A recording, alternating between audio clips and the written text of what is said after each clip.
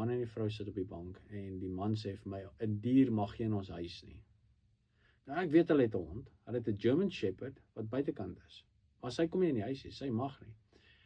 En hy kom gryp my, hy staan op en hy gryp my in die keel en hy tel my op. En hy vat my buite toe.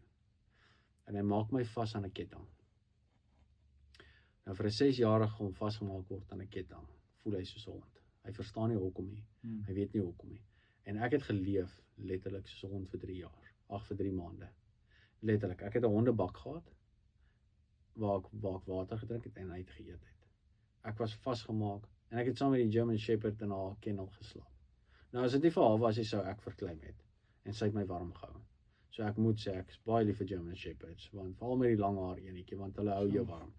So en na 'n tyd van so 3 maande toe die welsynwerkse weer 'n routine call kom doen om net te kom kyk as alles oukei is by my, want sy het so baie mense.